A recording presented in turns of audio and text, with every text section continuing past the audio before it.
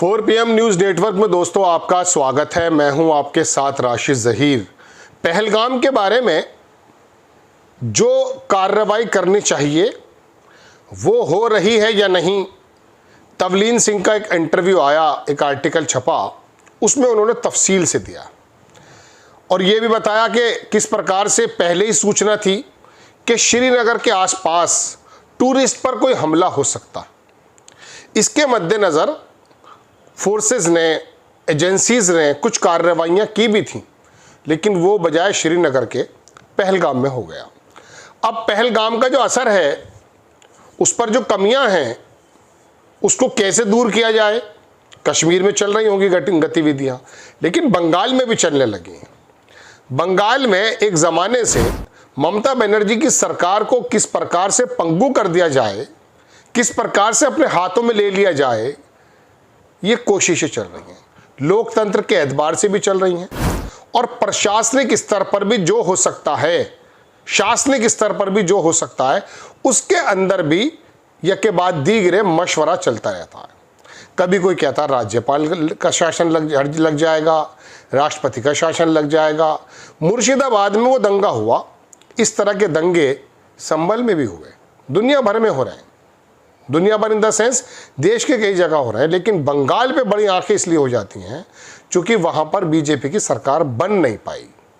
राज्यपाल किस प्रकार से काम कर रहे हैं आप जानते हैं। एक नई सजेशन अमित शाह के गृह मंत्रालय को वहाँ के राज्यपाल ने दिया है और उसमें कहा कि ठीक है, राष्ट्रपति शासन ना हो, लेकिन संविधान के फला क्लॉज के मुताबिक यहाँ की जो पुलिस है उसको अपने कंट्रोल में कर लिया जाए, पंगु बना दिया जाए ममता बनर्जी की सरकार को। मैं आपको बताने के हाजिर हुआ।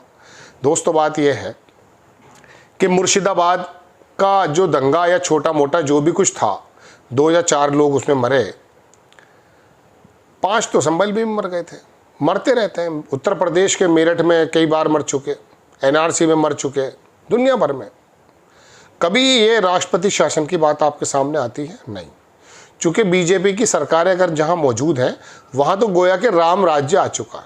मैं आपको दोस्तों खबर दिखाता हूँ ये कि अच्छा, देखने की बात यह है कि जो हमारे मीडिया आउटलेट्स हैं वो इस तरह की खबरों को ऐसा ट्विस्ट करते हैं कि कोई बड़ी बात नहीं है। मुर्शिदाबाद जैसी हिंसा रोकने के लिए केंद्र सरकार को डैश डैश डैश, बंगाल के राज्यपाल ने केंद्र को क्या दिया सुझाव। देखिए, इसमें कोई भी आपको आपत्ति नज़र नहीं आ रही होगी, लेकिन नीचे अगर आप देखेंगे तो नीचे लिखता अखबार ये है कि मैं इसका स्क्रीनशॉट ले लेता हूँ। ये देखिएगा कि वक्फ संशोधन कानून के खिलाफ मुर्शिदाबाद ज़िले में हुई हिंसा के मद्देनज़र बंगाल के राज्यपाल डॉक्टर CV प्रसाद बोस ने इस तरह की घटना राज्य के अन्य ज़िले में फैलने की आशंका जताते हुए केंद्र को आग्रह किया, सुझाव दिया है कि केंद्र न केवल मौजूदा स्थिति पर अंकुश लगाने के लिए बल्कि कानून के शासन में लोगों का विश्वास जगाने के लिए संवैधानिक विकल्पों पर विचार करे। क्या है विकल्प? राज्यपाल ने केंद्र को 3 सिफारिशें कर दी हैं, अमित शाह के मंत्रालय को। राजभवन सूत्रों के अनुसार मुर्शिदाबाद में सांप्रदायिक दंगों पर केंद्र सरकार को भेजी गई अपनी विशेष रिपोर्ट में राज्यपाल ने 3 सिफारिशें की हैं। इसमें जब राज्य मशीनरी प्रभावी ढंग से काम करने में विफल होती है, यानी कि ममता सरकार अगर विफल होती है, तो केंद्र सरकार को कानून और व्यवस्था बनाने के लिए, सशक्त बनाने के लिए एक व्यापक कानून तैयार करना। जांच आयोग अधिनियम 1952 के तहत एक जांच आयोग नियुक्त करना जो कथित चूक और चूक की घटनाओं की जांच करे और भविष्य में ऐसी घटनाओं को रोकने के उपाय सुझाएगा। इसके अलावा संवेदनशील क्षेत्रों में सीमा सुरक्षा बल BSF तैनात हो जाएगी कि चौकियां स्थापित करने का सुझाव दिया गया। 11 अप्रैल को ये भड़की थी हिंसा, आपको मालूम है। उसके अंदर सलमा B का अगर हस्बैंड गए थे तो वहाँ पिंकी दास के भी हस्बैंड को मार दिया गया।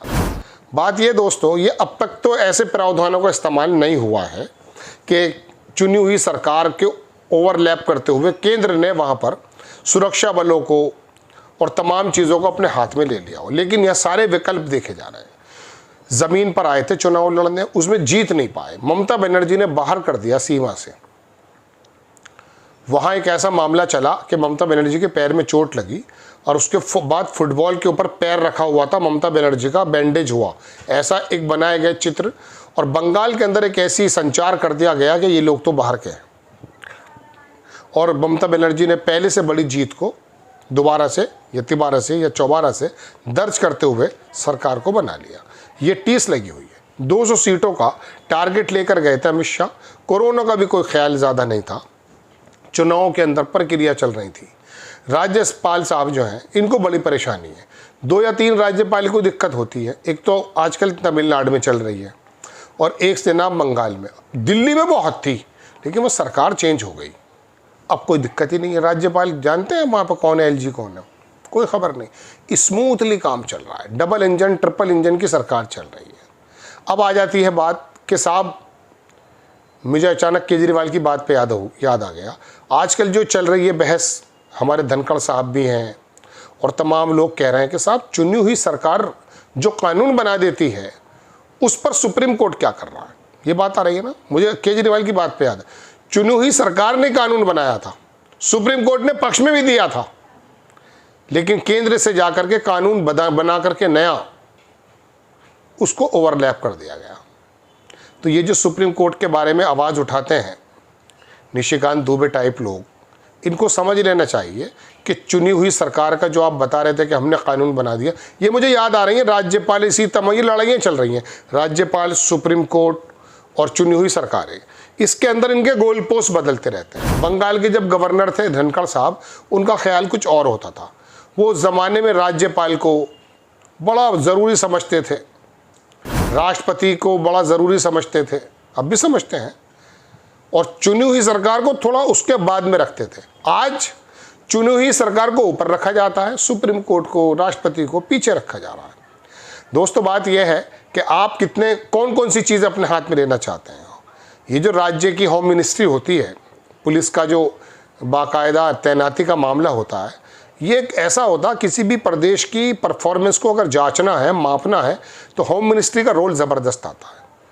योगी आदित्यनाथ कुछ इसी प्रकार से दर्शा करके दोबारा भी सरकार बना गए कि देखिए हमने शानदार जो है सरकार चलाई है। जैसे अभी 2017 के बाद जब 2022 में चुनाव हुए तो होर्डिंग्स देखे मैंने भारतीय जनता पार्टी की तरफ से। 2017 से पहले एक टोपी पहने हुए लड़का पीछे से दिखाया, मुसलमान, और वो आग लगा रहा है, बस्ती में आग लग रही है और उसके हाथ में आग की मशाल है। 2017 के बाद वही आदमी सफ़ेद टोपी पहने हुए, हाथ पैर में जोड़े हुए थाने में यूँ खड़ा है। मतलब बिल्कुल सूचक दे दिया कि कौन से वर्ग का, कपड़ों से पहचान लेते हैं ना मोदी जी, तो इसी तरह से आप लोग पहचान लें आराम से, तमाम काम होते हैं। तो अब जब छोटी मोटी घटनाएं होती हैं, छोटी मोटी घटना में हालांकि एक आदमी के मरने को भी नहीं बोल सकता, गलत है, लेकिन मैं बताना ये चाहता हूँ कि प्रदेश स्तर पर अगर इस प्रकार की होती तो संभल में हुआ है, आप लगा दीजिए वहाँ पर। नहीं लगाएंगे। कोई राज्यपाल, कौन है राज्यपाल, आनंदी पटेल, हाँ, देखिए नाम याद नहीं आएगा। आप बीजेपी की गवर्नमेंट में बिहार के राज्यपाल का नाम ही याद नहीं आएगा, मध्य प्रदेश के गवर्नर का नाम ही याद नहीं आएगा, राजस्थान के चूँकि कुछ कोई हो ही नहीं रहा है। होते वहाँ है राज्यपाल की तमाम एक्टिविटीज़ जो आती हैं पटल पर, वो वहाँ पर आती हैं जहाँ पर बीजेपी की सरकार नहीं। तो फिलहाल ममता बनर्जी को किस प्रकार से कमज़ोर किया जाए, इसकी कोशिशें चल रही हैं। आपको खबर कैसी लगी अपनी राय कमेंट्स बॉक्स में ज़रूर दीजिएगा।